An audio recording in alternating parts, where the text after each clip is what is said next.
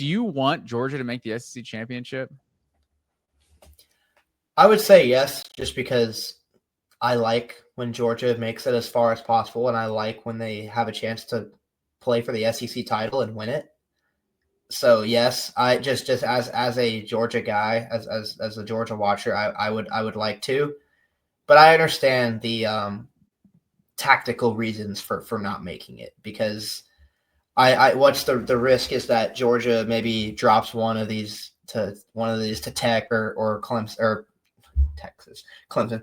They lose to Georgia Tech or lose to Texas or even Mississippi State or even Charlotte, and then all of a sudden they're a 2-loss team, and then they make the SEC championship game somehow. Then they lose, and they're a 3-loss team. That would ostensibly just knock them out of the playoff altogether, right? But to that, I would just say, don't lose like 2 out of your last 3 games. You don't deserve to make it anyway if you do that. So I do want Georgia to make the SEC title game, yes, just because I want them to win it. I would like to be SEC champions. I will agree with that, but say that again. Flaming take, I know. Exactly. I think I'm at the point that I don't want Georgia to be in the SEC championship this year. Just with how we're just talking about how sustainable they're just getting in these battles are every year, every week. It's I don't know. I would just rather we'll know after 12 games, we'll know what this team is made of. You know what I mean? They're gonna play enough legit opponents that we're gonna know what this team's made of. They're basically guaranteed a home playoff game. If they go 11-1, they're guaranteed at worst a home playoff game, because depending on how things shake out, they could be ranked 4th in the country and miss out. If they're 11-1, they're literally ranked 5th right now, so they could be a top 4 seed without even playing in the SEC championship game. So it's really weird how all of a sudden last year the playoff committee determined you can't punish someone for a conference championship loss.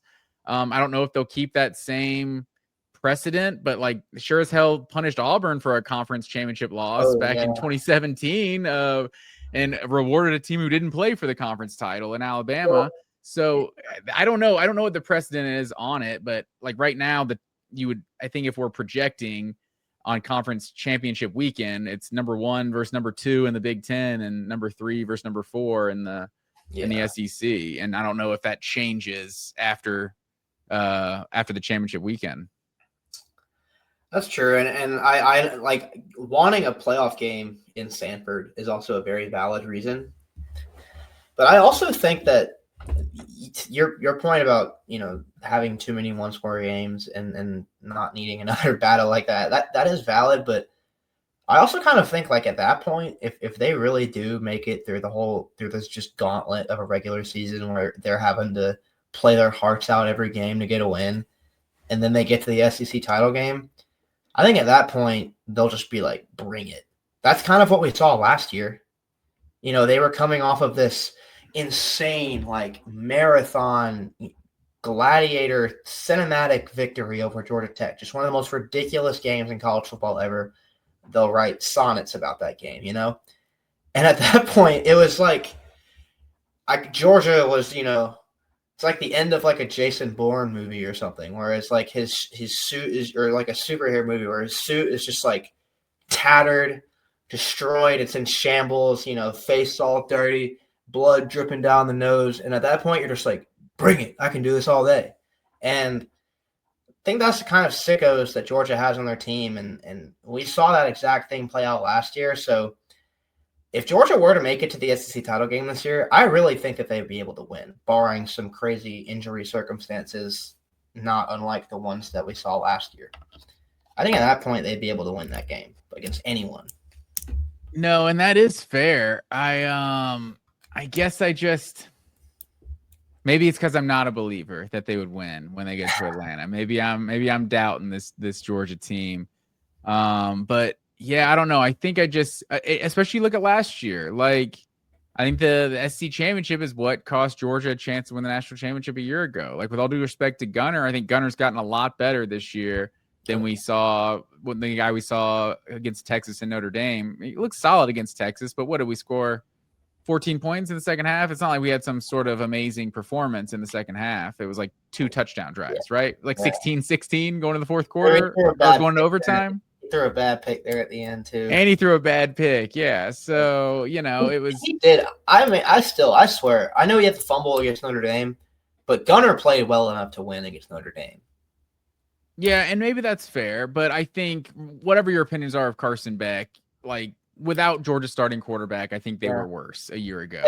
And the SEC championship is what cost Georgia their starting quarterback, So if they're just able to get healthy after being this battle tested for 12 weeks, like it's not a terrible thing.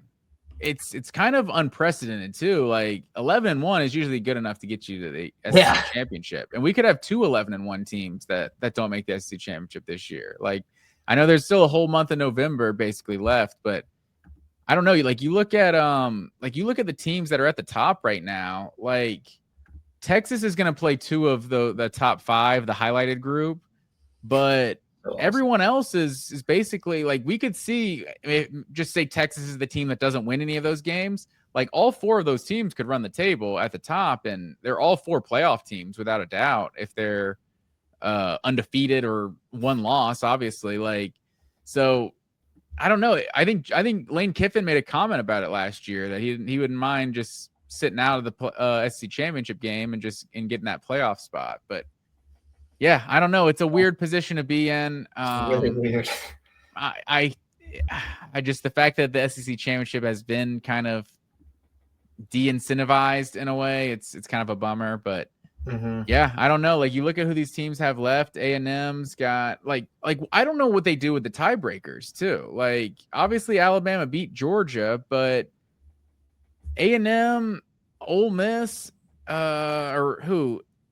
Alabama, Georgia, and A&M, Georgia, and Ole Miss. None of them. Shit. Throw it out what I'm saying. Georgia played Ole Miss, but a lot of these teams have not played each other. A&M and Alabama will have gone the entire regular season without playing each other. Alabama didn't play Ole Miss. Georgia didn't play A&M. Georgia never plays A&M. They might not ever play A&M. I don't know. Still not convinced. But yeah, it's a weird year. I think A&M is definitely in the driver's seat. Well, they got at Missouri this week, and then at Texas to end the season. Texas is definitely the wild card. They've been written off, and they're probably in control of their own destiny, right? I guess if they beat A&M and beat Georgia, they'd have a tiebreaker over both of those teams. With the other loss being out of conference. So I'm not sure how. When we get to Alabama, Ole Miss, and Texas all having 1 conference loss or something, like I don't know what the hell the SEC is going to do about that. Yeah, they had to go to multiple tiebreakers a year ago, right? There's multiple teams with 2 conference losses, or did Georgia end up being like the only one that had 2? Is that what it was? A&M or Texas had 1 conference loss, and we had 2. I don't know. The fact that there can be 2 11-1 teams in the SEC that missed the title game is the most insane thing ever. A&M's really good, and so I don't want this to be like me saying that they play a weak schedule or something and that they're benefiting from that unfairly, but I just really wish that they would have played one of Bama, Georgia, or Ole Miss, just because that would just be a really fun game to watch. I mean, from an entertainment standpoint, it would just be awesome. Much less, it would save us the headache of all these tiebreakers and all of this. Well, because of this, the SEC is crazy this year, and I think the top 4 teams and the top 5 teams. I think Texas is really good too. I think those are all really good teams. I just wish that there was some more crossover in the regular season so that we would just know more. Yeah, because like of all the years, like Ole Miss is sitting here and they could be looking at A&M and Alabama in the SEC championship, and 2 teams that they never played the entire regular season, and that's not how the SEC has typically worked through the years. It's like as much as Georgia fans complained in 2007 that like they were one of the best teams in the country by the end of it, you just couldn't really argue because Tennessee was in the SEC championship and you had a loss to Tennessee in like week 4 or whatever it was. And you had to deal with it. But like, if those same stipulations, those same like stakes were there and those 2, you didn't play either of those 2 teams, it it'd be really it'd be easy to be really salty about that, even though they obviously have the loss to Georgia, who's ahead of them. But yeah, I don't know. It's an interesting year. I'm curious to see what they do for the these conference